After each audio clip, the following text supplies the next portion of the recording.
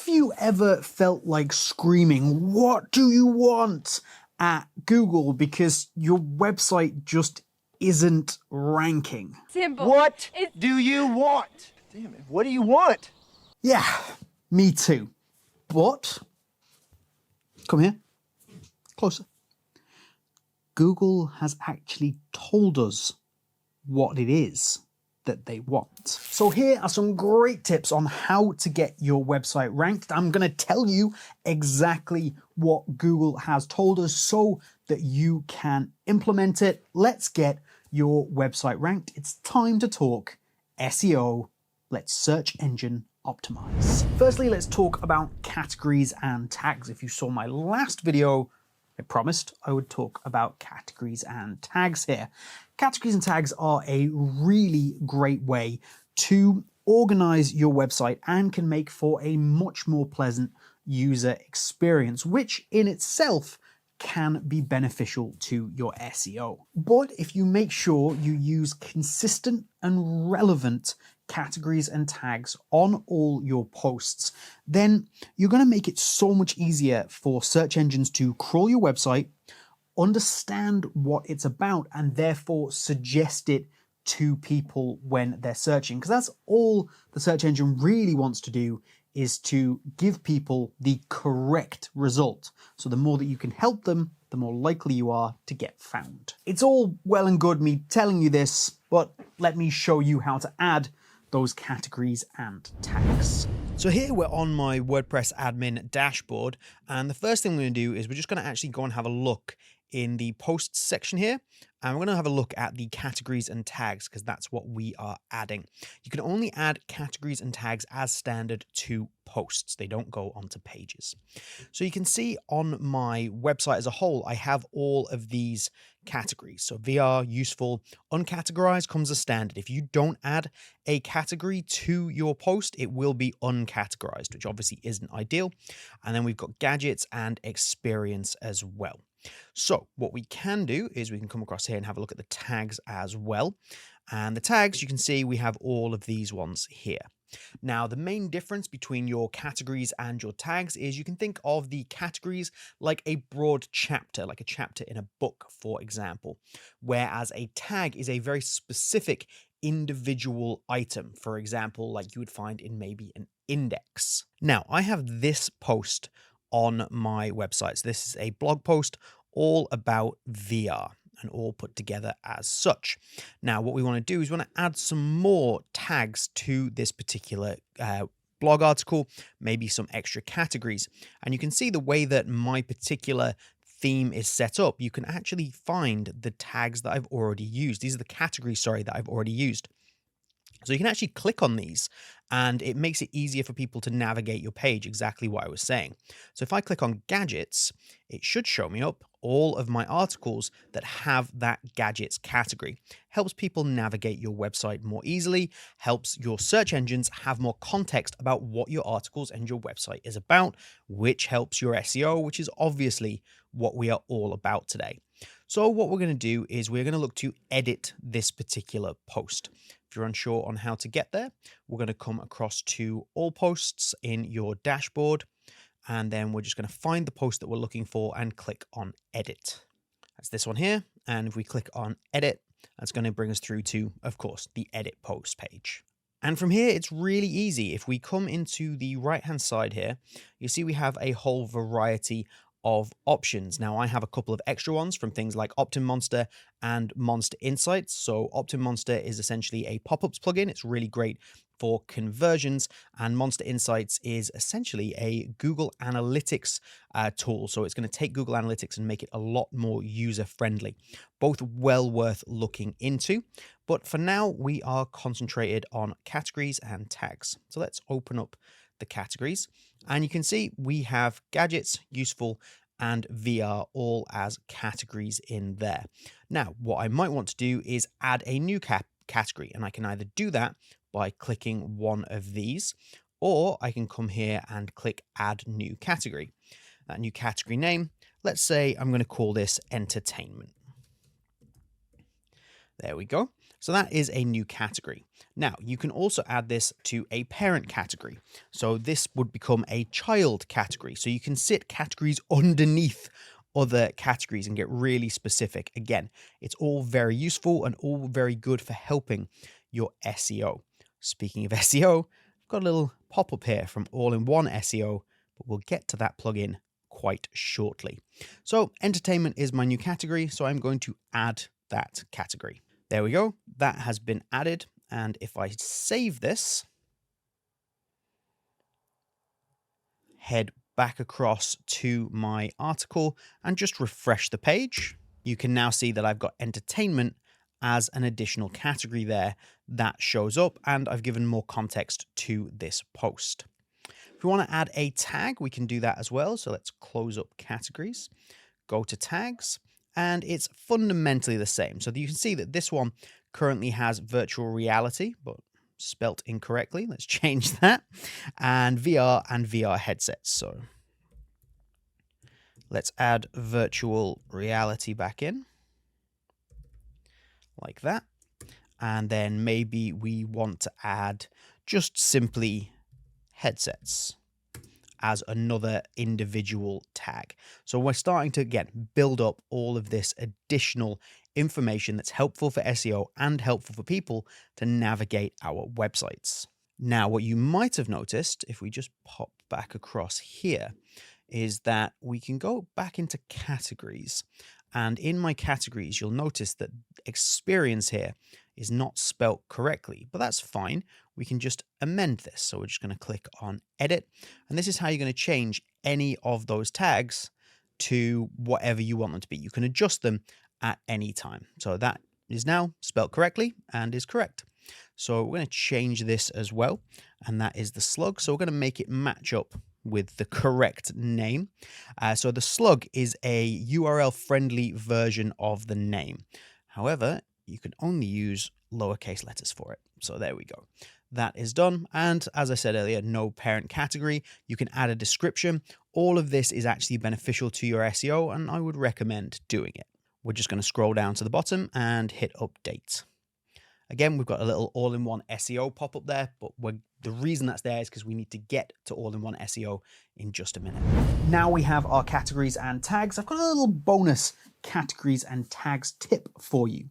If you're frequently discussing similar things, so you have a few posts that are on a similar topic, maybe contain similar keywords, well, search engines can view that as duplicate content, which you absolutely don't want. However, if you're adding categories and tags and therefore giving the different posts defining features, you're actually removing this idea that they're duplicate and you're helping the search engine, which in turn is helping you. It's all we really want to do. Okay, I'm going to say something a little bit weird, but go with me. Link juice. It's a thing. I'm going to explain it, or link equity if you prefer. Let's consider that your website has a certain amount of SEO authority and value, which I'm going to display with this here bottle. This is your link juice. Every time you link to an external website, you're actually passing some of your valuable link juice over to them, which, good for them, not so good for you. So how do we stop this? We stop this by using no follow links, which might sound a little bit complex, but it's really not. All we're really saying to Google or whatever search engine is, you see this link here, don't follow it. Don't go with that and essentially take our link equity with you. Again, this is not very complicated, and I'm going to show you exactly how to do it with a really powerful tool that's going to make it super easy. Okay, so here we've got that article that we were looking at a minute ago, and we're going to add some external links. You can see I've got some internal links right here, but let's add some external links. So we're going to go to our WordPress admin dashboard, and the first thing we need is a plugin. We're going to go for plugins, and we're going to go to add new plugin. From here in the top right hand side, I'm just going to search for AIO SEO. This is all-in-one SEO.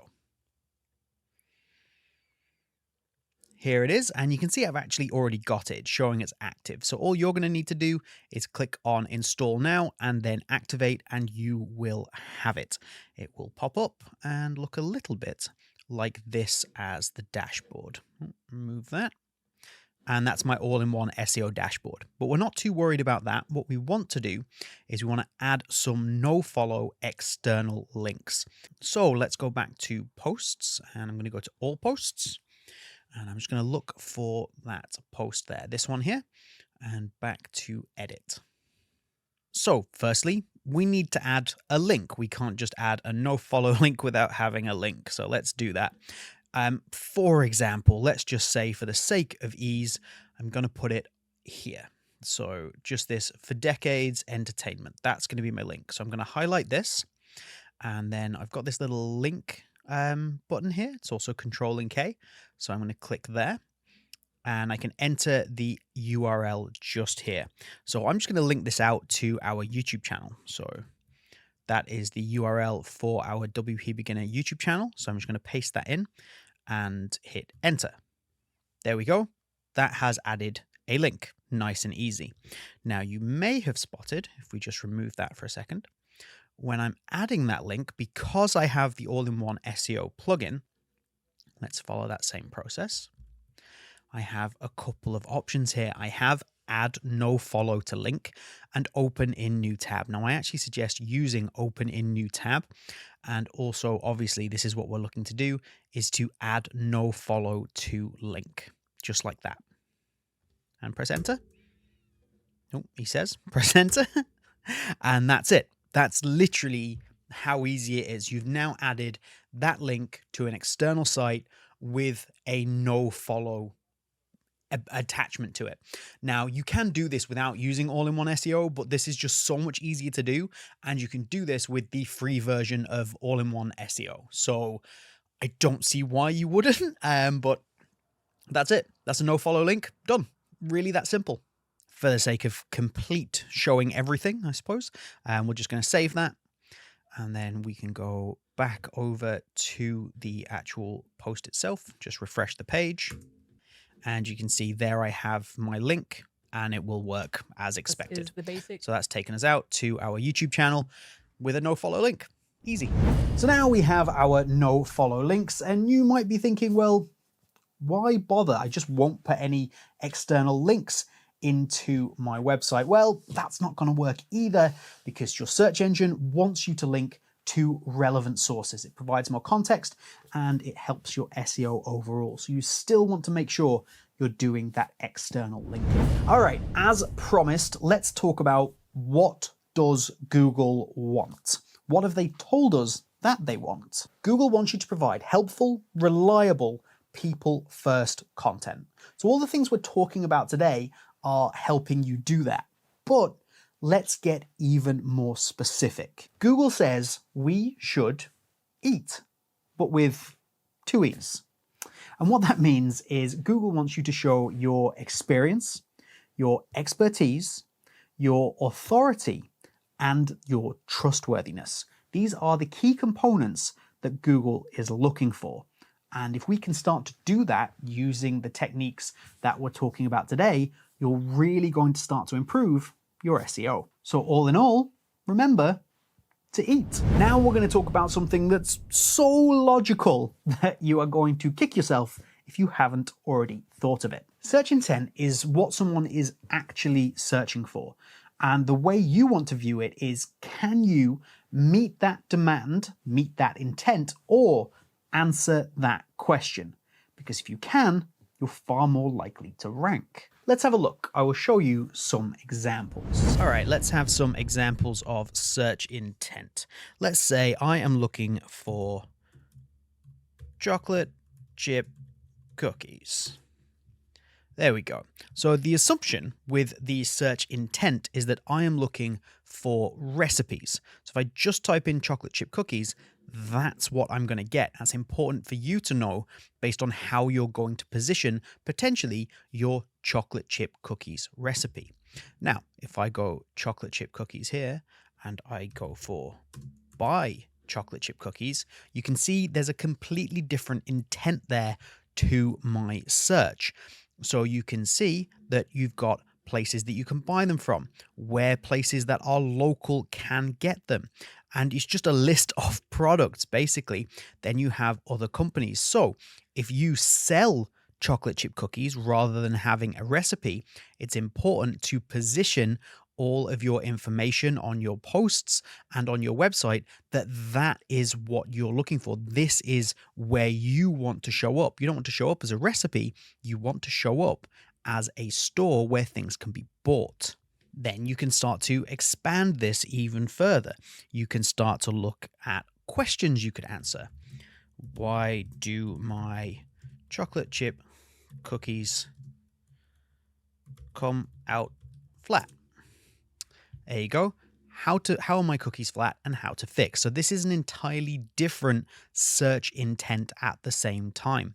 Now, what is important here is that, for example, if I was to click on this particular article about why my cookies are flat and how I fix them, it has to answer that question. I have to stay on that website. I have to find my particular answer and use it. If I click on that and it doesn't answer my question and I immediately click out of it and go and look for another article somewhere else, and I click on that and I stay there, the article that I have gone to, the second one that has actually answered my question, is going to get a rankings boost, because lots of people are going to do this. They might click on that top article and discover, oh, that doesn't actually answer the question. So they click off, they go somewhere else and they read that.